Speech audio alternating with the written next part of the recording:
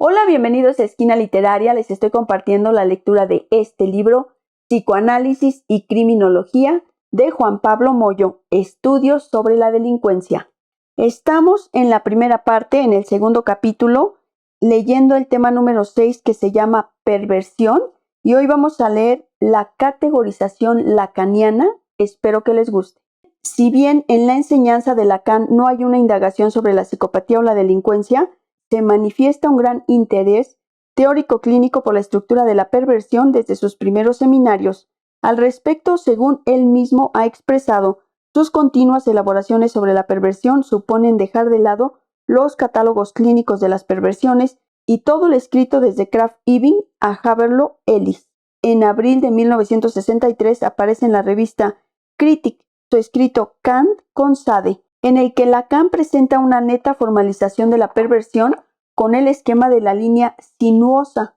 Se trata de 4 lugares cuyo orden empieza en la ley del deseo, sigue en el objeto y la voluntad, y del otro lado continúa con el sujeto dividido y sujeto patológico. La secuencia evoca al perverso situado en la escena e identificado con el fetiche como objeto A, causa del deseo. Se trata de una función del objeto invertida a la fórmula del fantasma neurótico, que supone en el origen la objetivación de un goce petrificado. La voluntad de goce, representada con la V del esquema, no se determina sobre la base de un objeto empírico, sino que se define a partir del fundamento del deber, es decir, de la autonomía que surge de la potencialidad del hecho de darse la propia ley, y esto es lo que realizaría la universalidad de una voluntad libre de cualquier motivación singular, sensible o empírica. El imperativo planteado en el fantasma sadiano, equivalente al imperativo categórico, cobra su fuerza en la identificación con el fetiche, con lo que consigue dirigir su deseo sin angustia ni pacto con la víctima. Él es la ley y el deseo se une a su propia voluntad. La apatía, noción que Sade toma prestada del estoicismo, constituye uno de los pilares fundamentales del sistema sadiano y es la condición que permite la pureza de un goce libre de lo patológico, en el sentido kantiano del término. En tanto agente ejecutor, mediador e instrumento de la ley, el perverso sádico tiene como regla la apatía y cumple con un acto admirablemente moral en el sentido kantiano. Sin embargo, lo que se oculta es que el sujeto sadiano se transforma en el agente apático de la ley para satisfacer en última instancia una voluntad, que en Sade responde al ser supremo en maldad y la naturaleza madre. Especialmente sobre este punto la obra de Sade le sirve a Lacan para despejar e iluminar la relación del perverso con el gran otro con mayúscula. Más allá de la frialdad del agente ejecutor, el sujeto perverso se hace instrumento del goce del otro. Asimismo, el esquema muestra que la voluntad de goce del agente apático establece 2 dimensiones subjetivas distintas. La primera es la del sujeto dividido, sujeto de la razón práctica, y la segunda es la del sujeto patológico no escindido, el sujeto bruto del placer. Se trata de un cálculo del sujeto. El perverso elige un sujeto de la razón práctica, lo produce dividido y luego lo corporiza, lo patologiza, a partir de los signos de goce. En otros términos, la perversión es un procedimiento para obtener la angustia del paternaire, como punto subjetivo que no engaña, y en este sentido su deseo y su voluntad dependen de un cálculo del sujeto en torno al goce del cuerpo. Por esto, Lacan elogia la eticidad del perverso, no su satisfacción, ya que su método le permite despejar que por el camino de la ley se puede llegar al territorio del goce. Lógicamente, la posición perversa no es de demanda dirigida al otro. Inversamente, él es la causa de una imposición ejercida de modo categórico hacia la división de parte-naire, forzando la barradura del otro por la vía del ultraje al pudor. En consecuencia, su deseo perverso lo conduce a hacerse útil en asegurar el goce del tercero, haciendo surgir las señales de angustia en el parte-naire, hasta el límite de hacer vibrar al sujeto bruto del placer como configuración del goce del otro. Una demostración metódica y repetitiva que le permite a Lacan enfatizar que el perverso se imagina ser el otro para asegurar su goce. Por último, y abreviando lo antedicho en la escena perversa sádica o masoquista, la identificación sólida con el fetiche negro le permite al sujeto instrumentalizarse con una voluntad decidida para hacer surgir la división subjetiva en el partenaire, creyendo fantasmáticamente que consigue el goce del otro. Por otro lado, en varias clases del seminario La angustia, Lacan se refiere a la estructura de la perversión para iluminar, despejar y elaborar distintos problemas del psicoanálisis. En la cuarta clase, en la rediscusión sobre la angustia de castración en Freud, y con un mínimo esquema del espejo que reparte términos en el campo del otro, Lacan distingue el uso del fantasma en el perverso centrado en la satisfacción del funcionamiento del fantasma neurótico como defensa frente a la angustia. En el perverso, el objeto A permanece de su lado y la división subjetiva queda situada en el otro, en el neurótico. Ambos términos del fantasma se ubican en el otro y revelan su estatuto de defensa.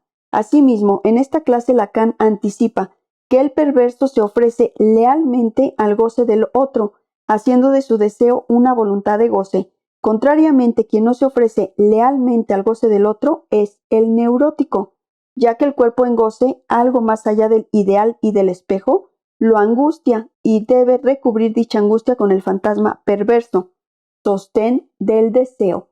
De esta manera, el goce del fantasma perverso, aparentemente dominable por la voluntad e ilimitado, no resulta transgresor y está siempre del lado del goce fálico. El perverso está sometido a la ley y detenido en su fantasma como el neurótico. Sobre la misma vía, Lacan retoma el esquema de la línea sinuosa, ya presentado en Kant con Sade, para precisar la identificación perversa sádica y masoquista con el fetiche ubicado en el lugar de la causa del deseo. En efecto, el fetiche neurótico se ubica delante como lo deseado, mientras que el fetiche perverso, aunque no sea fácil de detectar, se sitúa detrás y fijado como condición absoluta.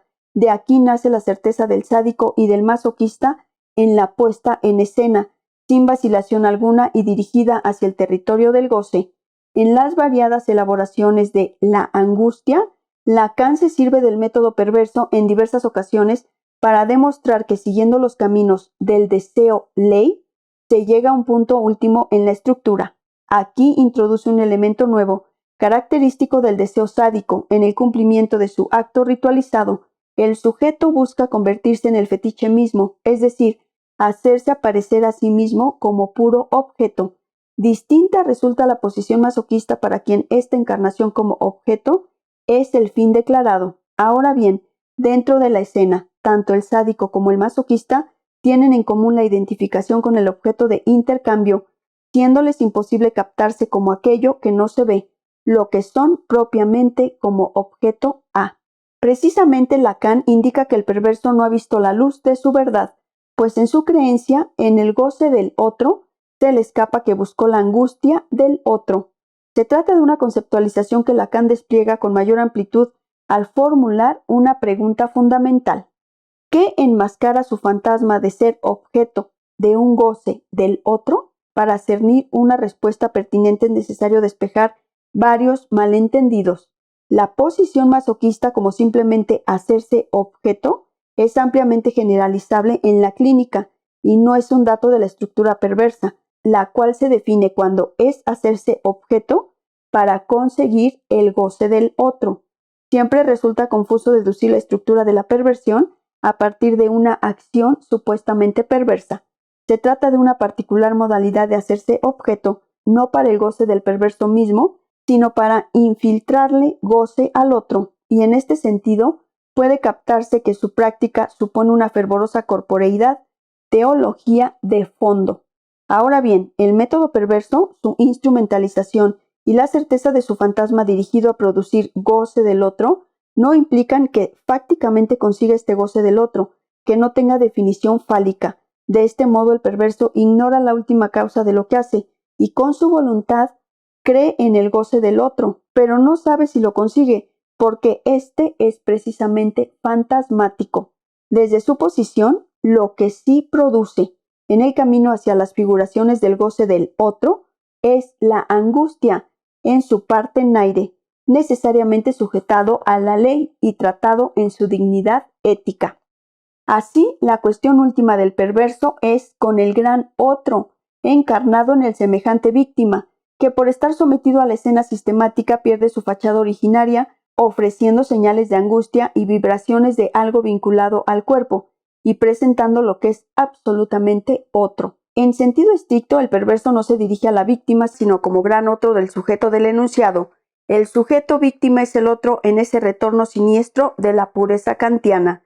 En efecto, desde la fantasmática perversa masoquista o sádica, la angustia del partenaire es un correlato del goce del otro, que no tiene significación desde lo simbólico. Sin reversión sadomasoquista ni dualidad posible, el libreto masoquista muestra la posición de hacerse objeto, pero oculta la mecánica que apunta al goce del otro inversamente. La escena del sádico muestra su deseo como voluntad dirigida hacia el goce del otro y oculta su posición de objeto. Del mismo modo que el torturador sádico resulta un mero funcionario encargado de agenciar la división en el otro, el esclavo masoquista también es el verdadero agente de la operación, cuya satisfacción indecible se contabiliza en su propia carne. El objetivo es el goce del otro, y el medio es su identificación instrumental. He aquí lo que supone el fantasma perverso en sus rituales y el apoyo de su deseo, como la fórmula de Lacan al revés de la neurosis. En las últimas clases del seminario 14, Lacan retoma los temas centrales de la perversión y su fantasma en torno al acto sexual. El hilo de la argumentación previa puede esquematizarse en dos momentos. Primero, despejar que el mismo acto de advenimiento como macho parlante a nivel sujeto del significante implica una pérdida de goce, la desunión del cuerpo con el goce. Segundo, el goce ya fuera del cuerpo es encarnado por ella como metáfora del goce perdido. El cuerpo de ella es metáfora del goce perdido de él. Asimismo, en el movimiento de su exposición, Lacan se apoya en la dialéctica del amo y del esclavo hegeliana. El amo conquistó su inscripción simbólica y perdió el goce del cuerpo, y el esclavo es metáfora de su goce. Y en el fundamento del intercambio social Levi-Strauss, el efecto de pérdida sobre el valor de uso se transforma en valor de cambio, desembocando finalmente en la clínica de la sexuación. Son los hombres los que tienen el privilegio de las grandes posiciones perversas. La cuestión es que el sujeto perverso, como el neurótico, está sometido a la misma pérdida como ley estructural y a la disyunción entre goce y cuerpo, pero justamente se dedica con su fantasma a producir una intersección. Intenta volver a juntar el goce y el cuerpo separados por el significante para resolver el acto sexual imposible, es decir, imagina que consigue la intersección de uno y otro a partir del goce. La demostración perversa no hace más que trabajar incesantemente para introducir goce en el cuerpo del otro. En efecto, el perverso sádico infiltra la voz como forma de goce fuera del cuerpo para que resuene en el cuerpo del otro. En de un otro con mayúscula al otro con minúscula, Lacan encuentra la especificidad del sujeto perverso puntualmente ofrecido como objeto A del otro, supliendo la falla del otro, una premisa que incluye lo antedicho en una nueva consideración teórica en la que el lugar del otro como evacuado de goce está estructurado por la incidencia significante, mientras que el agujero se distingue a título del objeto A. El otro descomplementado y desierto de goce es el cuerpo. El objeto A, como estructura topológica y consistencia lógica, tiene la sustancia del agujero y es lo que permite capturar un goce. Ahora bien, la incompatibilidad estructural entre el goce y el cuerpo es la especificidad de la castración que el perverso intenta solucionar y que constituye su modalidad verle ugnum frente a esta. Con el ciclo repetitivo de sus rituales, el perverso cree en la relación sexual entre uno y otro e intenta garantizar el goce del otro, en nombre de este objetivo para volver compatibles el goce y el cuerpo. Así, reintegrar el goce perdido al cuerpo implica para el cruzado perverso un intento de repoblar en términos de goce el desierto del otro. Desde luego, el dispositivo se realiza sobre una escena y la restitución del A es el simulacro y la impostura perversa que fracasa con sus medios en su voluptuoso objetivo.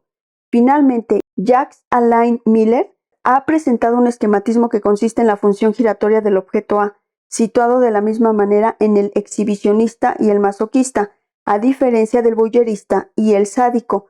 que requieren de una segunda maniobra. La operación específica del exhibicionista es colmar el agujero del otro, haciendo aparecer la mirada en el campo del otro de modo disimétrico, aunque también realiza la operación de taponamiento.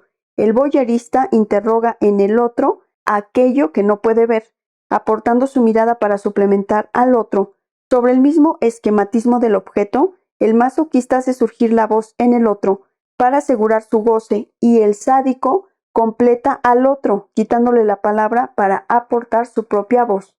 Como buen utilitarista, el perverso se dedica escrupulosamente a infiltrar goce, razón por la cual Lacan pudo decir que es un auxiliar de Dios, un cruzado al servicio de la fe de que el otro existe como Dios del goce, más allá del falo. Este breve e intrincado recorrido teórico fue necesario para comenzar a diferenciar la estructura perversa de las diversas formas de la delincuencia. El psicoanálisis revela que el método y la escena perversos no deben asociarse ni a la enfermedad, ni a la transgresión, ni al cuestionamiento del orden público. Espero que les haya gustado la lectura de este libro, Psicoanálisis y Criminología, Estudios sobre la Delincuencia, de Juan Pablo Moyo. Estamos ya por terminar la primera parte de este libro, solo nos falta el corolario y terminamos la primera parte de este libro, así que los espero en el próximo video para continuar con esta lectura. Muchas gracias por escucharme.